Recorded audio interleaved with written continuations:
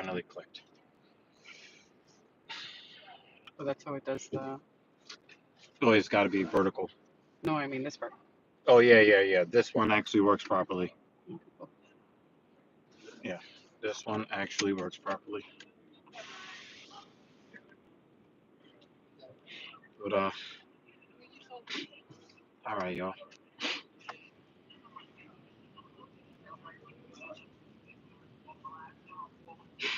All right, y'all. If you guys are part of the replay gang, definitely, all right. If you're part of the replay gang, I thank you for watching. Those in the replay gang and watching live, I'd appreciate it if you, in the legendary words of Thunder, titty slap that like button. Why? I don't know why this woman, ma'am, I'm gonna, Stand in the middle while I'm on my phone. yeah, like standing in the street while with your nose glued to the floor, to the phone, is not necessarily the best course of action. Is she coming back this way, or? No, we're gonna meet her at the store. Okay. So now I gotta make this turn. That's All why right. we'll meet her outside. All right. So, obviously, Coheed and Cambria fan. I tried to think of all the ways I could make a title. Basically being back in New York, and I went with Welcome Home. I could definitely tell you guys I had a rough time. I only completed the lower body portion, so the first workout of the day did get done. But it was very, very difficult. And I think that you guys might find the reasons why it was difficult interesting. So, you guys who are veterans in the gym, but are not veterans in transatlantic travel, definitely take heed to what I have to say. All right. So, I learned the hard way that the equivalent plates in the UK are not really equivalent to that of the plates in the US. So we here in the US have this expectation that 20 kilos and 45 pounds are the same. Hey, Mrs. Evil. Of course, she's sitting right here. Oh, welcome in the chat. We have like this thought process like 20 kilos and 45 pounds is the same. It's not true, guys. The plates that we use here in the US, the so-called 20 kilo plate is not 20 kilos.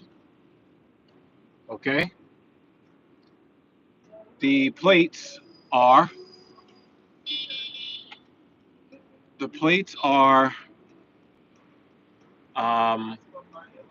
45 pounds. They're 1 pound heavier. Gotta be very careful here. Oh, gotta let the bicyclist go. All right. Okay. And the pedestrians. Come on. Don't look at me. Cross the street. Goodness gracious, good God Almighty. They don't let me move the fucking car. Okay. All right. You want to pick up one? Hi, Dan. Oh, Dan Jensen. What's up, man? Thank you, Dan. Yeah. Of course, Mrs. Evil did run the Brighton Marathon. She completed her 8th race of 26.2 miles or longer. Yeah. Okay. So shout out to her. Shout out to the disembodied hand. She made it back to the car after shopping for my lunch. So that's an accomplishment in and of itself. Okay. Got to get the seatbelts on. Okay. So, all right, so guys, pay attention. In the UK, the plates that they use are actually, in fact, 20 kilograms. 20 kilograms is not 45 pounds.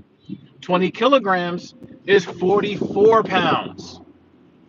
So you guys would think, well, 45 pounds, 44 pounds is really not a big difference, right? But if you are leg pressing 3 plates on each side, that is not a difference of just 1 pound. That's a difference of 6 pounds. So when you put 3 plates on each side, on anything, a barbell, a leg press, the UK version is 6 pounds lighter than the American version. But then their middle plate is 10 kilos or 22 pounds. What does that mean? Well, our middle plates here in the United States are 25 pounds. That is a 3 pound per plate difference. And if you load the plates evenly, like I do, just on the middle plates alone, that's a difference of 6 pounds. And says it adds up. So it adds up. Absolutely, it adds up, guys. So what I was doing in the UK, I was like, whoa, this machine is great. I'm feeling great. The weight is moving. I was actually leg pressing 12 pounds lighter than what I was actually intending to do, which made today trying to do the same amount of volume, because I did the same 5 sets of 7 repetitions at the 3 plus the half on each side. So it's 365 here and 353 over there. It is a major difference, and it does add up. Today was fucking hell. It was hell today. What you did? So I knew that the numbers were not going to add up, but guys, I just have to be aggressive. I said today is a win if I'm able to get 5 sets of 6, because that'll be roughly equivalent to the amount of work I did to the 5 sets of 7 at, we're talking about 12 pounds lighter total, right? I was really dreading today. I did not sleep well. Normally I do this live stream at about 10:30 in the morning, and guess what, guys? or 8:30 in the morning. It's 4 o'clock in the afternoon. Why? Because I hit the snooze button on the entire day. I felt like garbage. Didn't really sleep well until very late. And then when I finally did start to, wow, please don't clear the lane, cab driver. Make sure that you're as annoying as possible. Stay in my way for as long as possible for no reason. Anyway. Scott, you're going to get to where you're going. All right. So, I realized that that today was going to be difficult, but I matched the same amount of volume that I did on Saturday in London.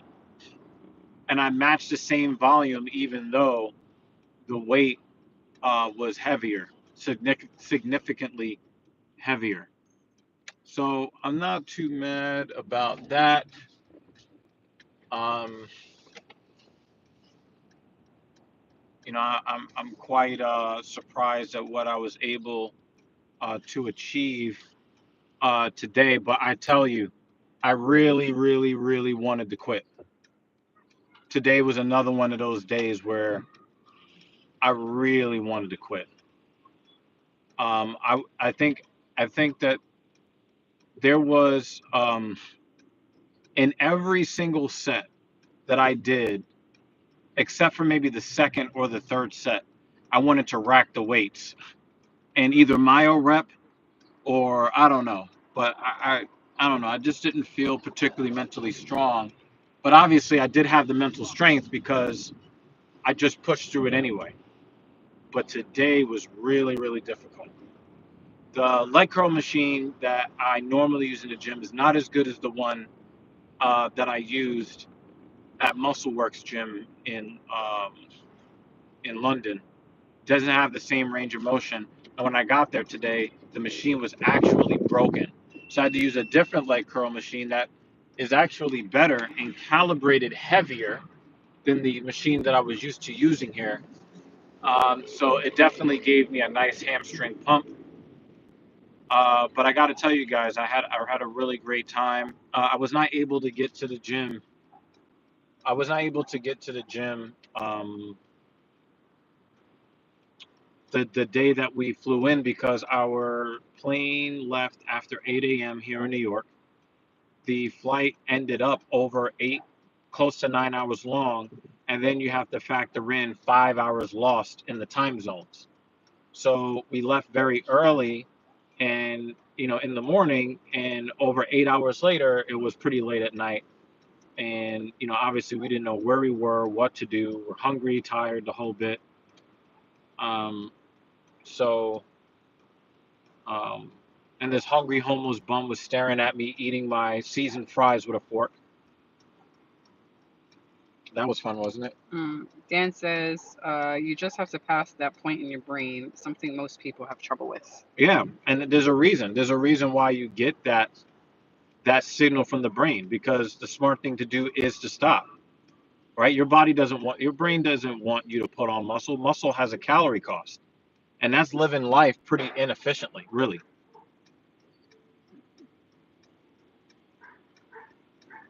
Wow, that was annoying. Mm. Yeah, you're living life really inefficiently when you're packing on muscle or trying to get stronger for work that you know your your lifestyle doesn't really call for. But the thing is, it is important for me to pack on muscle because they like it when I pack it on. So I got to work at it, right?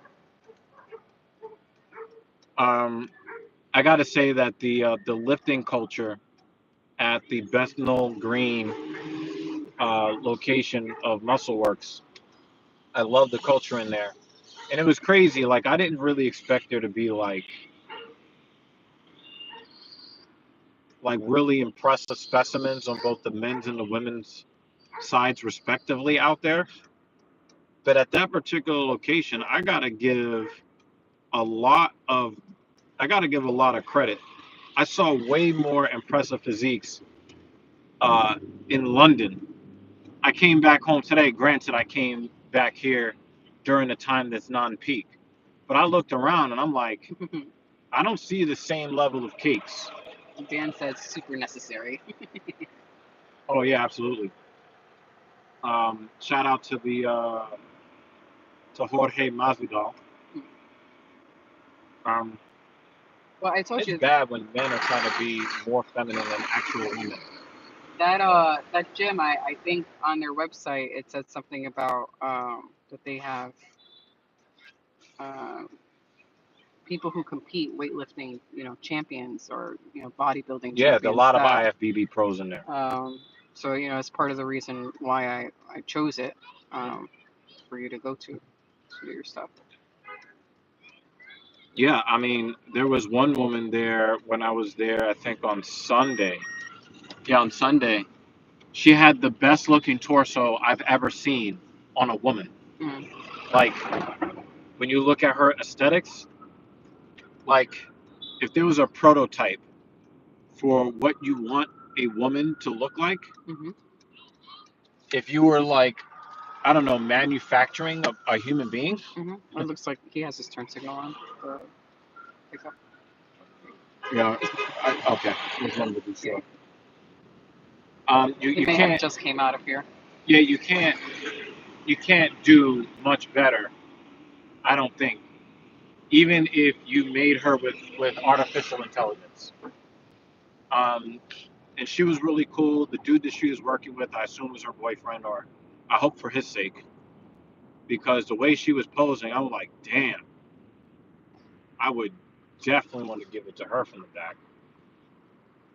She had that back arch, like, for real, super necessary. Um, so I was hoping for his sake that he was getting a taste, getting a chance to clap them cheeks. And I hope that he's as excited as P. Diddy was for Meek Mill's Meek Cheeks. But anyway, the lifting culture there was really cool. There wasn't a lot of crazy, like, male ego issues. I didn't see, like, any, weird infighting or anything like that. It was legit. Everybody there was legit. But it was really funny. Jesse James West released a video pretty much the same day that I landed in London, talking about how it is legal for people to possess and use anabolic steroids in the UK. So I'm looking around and I'm seeing all of these crazy physiques. And I'm like, oh, but then here's the funny part. It is legal for people to buy and use anabolic steroids, but it is not legal for people to sell it, which I just think is some weird government shit. Like, how you gonna tell me I can buy it, but nobody can sell it? That don't make no sense.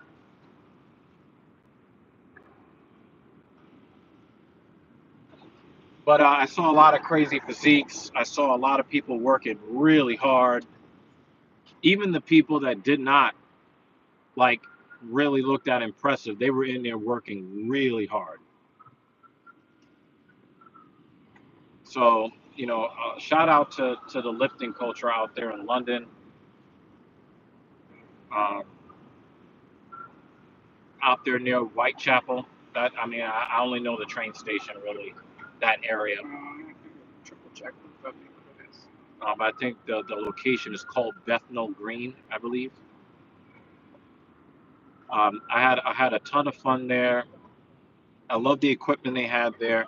I mean, they had a hodgepodge of, like, old and older dumbbells.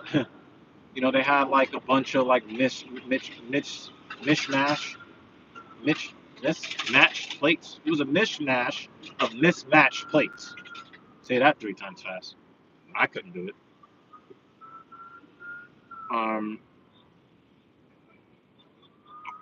But I thought it was a really great culture out there, and Yeah, Bethnal Green. Bethnal Green. Yeah. Yeah, so it's like the southern part of Bethnal Green, northern part of Whitechapel, I guess the borderline. I don't know where one ends and one begins. Yeah. So, like I said, I had a really great time lifting out there, but it made coming home to lift very, very difficult. And the machine that I normally use here at home, it doesn't flow it doesn't flow as well ergonomically as the previous. Uh, it doesn't flow as ergonomically as the machine that I used when I was out there in London. So there were a lot of different factors that made today extremely difficult for me. And you guys know, like, this is, like, really hard stuff. Pause. But today being Tuesday and all, my plan is to go in on Thursday morning with the expectation to add one extra rep to all the sets on Thursday. I did have some lower back discomfort today that I probably picked up from a couple of false reps on a row, a cable row. I might have stretched from the wrong place in my back, and so there's a little bit of discomfort there. But I wake up feeling, largely okay. But you'll start putting some strain on my body with heavy weight, starts to feel a little bit, uncomfortable. but I worked through it anyway. So I'm very proud of what I was able to accomplish. But man, that was really difficult, and I really don't know how well I'm going to perform on Thursday. But I'm going to try to eat better than I did yesterday, sleep better than I did yesterday, and then hope that I can get 5 sets of 8 on Thursday at 365.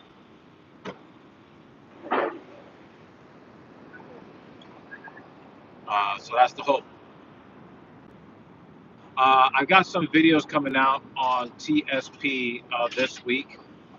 I know that I missed the Filthy Casual MMA News episode. We just had too much going on in London.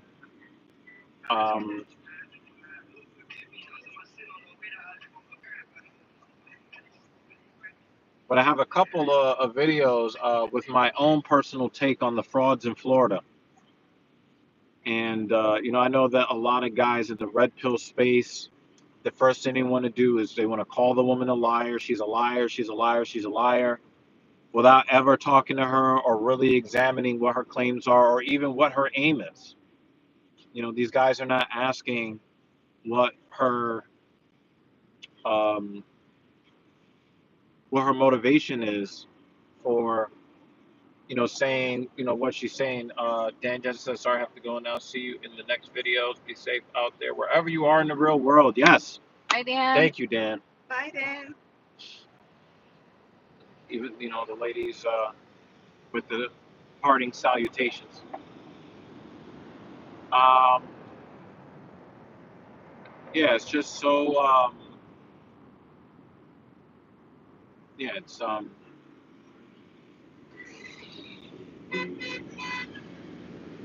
yeah, I do want to maintain that I do have a healthy dose of skepticism regarding the woman's story, but I don't want to come out and say that she's a liar. Wow, this guy's just blowing the red light. Wow, this guy's crazy. Wow, you see the turn signal. Wow. Wow. What a piece of garbage. He's like, look, I'm speeding up so you can't change your lane. See? You're an asshole for trying to change lanes. I sped up to block you. No, you may not change the lane. Garbage people. Anyway, so there's I gave my take. Some of my opinions may surprise you, so definitely tune in to TSP. If you haven't done so already, please do a YouTube search. In the search bar, put the @ sign, TALKINSHIT, please. And check it out. We're going to have those videos edited and get them out to you so that you can sound off and give your opinions on the podcast channel. Anyway, it's been real. I will see you on Thursday for, I think, episode 84, if I'm not mistaken, something like that.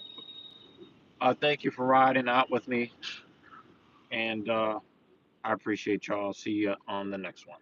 Peace.